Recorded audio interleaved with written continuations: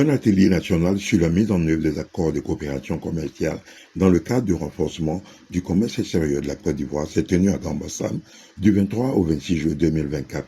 L'objectif général de cet atelier était de renforcer la capacité des acteurs du commerce extérieur sur les accords de l'UEMOA et de la ZLECAf ainsi que sur les accords de partenariat économique intérimaire et des accords bilatéraux, la coopération commerciale signée par la Côte d'Ivoire. La cible étant les agents de la Direction générale du commerce extérieur, les agents des autres administrations techniques impliquées dans la mise en œuvre et le suivi des accords de coopération commerciale, les organisations du secteur privé et les chefs d'entreprise, la société civile et les organisations de consommateurs, les organisations et coopératives de femmes productrices et exportatrices, les organisations des jeunes entrepreneurs, les représentants des commissions diplomatiques des partenaires commerciaux, les représentants des institutions appui au commerce, ISC, les parties. Le principe de la clause du traitement national. Alors pour vous, opérateurs économiques, il est important de le savoir. Parce que, rappelez-vous, nous sommes à un atelier sur les accords commerciaux internationaux. Il y a des procédures, il y a des règlements qui sont pris par les États. Il y a aussi des mécanismes qui sont mis en place pour faciliter le commerce. Alors quand un mécanisme est mis en place, ça doit bénéficier à toutes les parties, que vous soyez national ou étranger.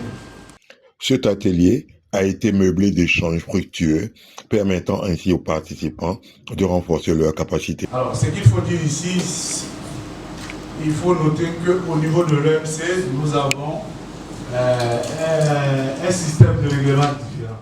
Donc, faciliter l'intégration économique des pays en développement dans le commerce mondial. Donc, c'est le cas de la Côte d'Ivoire. On continue.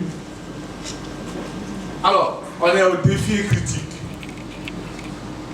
Inégalité. Les pays en développement ont du mal à bénéficier des mêmes avantages que les pays développés. Ça, c'est clair. Au niveau de l'OMC, on a ce problème depuis un moment. Les pays en développement, comme la Côte d'Ivoire, ont vraiment des difficultés à se mettre... générale a été faite.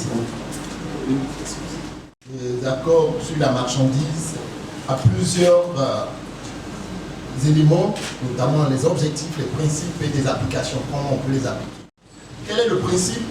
On a parlé tout à l'heure des NPF et autres, mais on a le principe de la non-discrimination.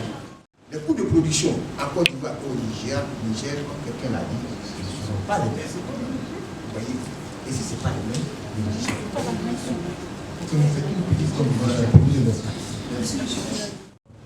Si dans votre pays, vous estimez et vous allez approuver effectivement que tel pays ou telle marchandise est l'objet de dumping sur votre marché, l'OMC vous autorise dans le pays en question un produit qui vous permettra de pouvoir regagner le niveau de perte que vous avez subi sur votre marché intérieur.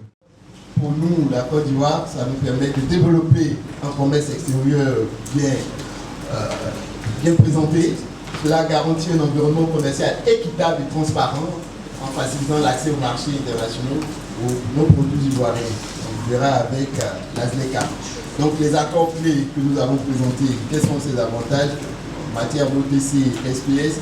C'est l'harmonisation des normes, la facilitation des exportations. Les annexes, d'accord. Alors je pense que beaucoup d'éléments d'information ont été communiqués, il y a eu des échanges déjà. Alors on va juste prendre 3 questions de 1 minute chacune. Alors moi je suggère maintenant qu'on ait facilement accès aux différents accords. C'est vrai que c'est plus dans le TDA, mais il faut que ça soit une autorité qu'on puisse vraiment de façon indépendante pouvoir les lire. Parce qu'on n'a pas accès. On cherche longtemps et puis après on tombe dans la société. Merci. Nous aurons un servi par un autre expert également aussi, des dispositions sur l'accord sur le commerce des services. Il y a aussi un gros volet de l'accord de l'OMC. Quant aux résultats attendus, les acteurs du commerce extérieur auront une meilleure connaissance et une bonne compréhension des accords de l'OMC, de l'accord sur la ZLECAf, des accords de partenariat économique intérimaire et des accords bilatéraux de coopération commerciale signés par la Côte d'Ivoire. En outre, les accords commerciaux signés sont vulgarisés et les participants sont encouragés à s'en approprier pour les relayer auprès des acteurs du commerce extérieur. Monsieur Thio Siriki, directeur de la coopération internationale et régionale, souligne l'importance de cet atelier. Oui, merci bien. Les impressions sont bonnes. Nous avons toutes les différentes fêtières des opérateurs économiques qui sont représentés, notamment les femmes exportatrices, les jeunes entrepreneurs, les organisations d'intérêt économique, tout le monde est là. Et c'est vraiment un grand plaisir de recevoir tout ce monde-là qui vient non seulement connaître les accords commerciaux, mais savoir exactement l'implication pour leurs différentes activités commerciales. J'ai coutume de dire que tout acte commercial est la résultante d'un accord commercial. Donc en l'absence d'accord commercial, il n'y a pas de commerce. Alors il est important donc pour les opérateurs économiques de savoir les accords qui régissent leurs différentes activités et comment est-ce qu'ils peuvent utiliser ces leviers pour accroître en fait leur chiffre d'affaires dans leur domaine respectif.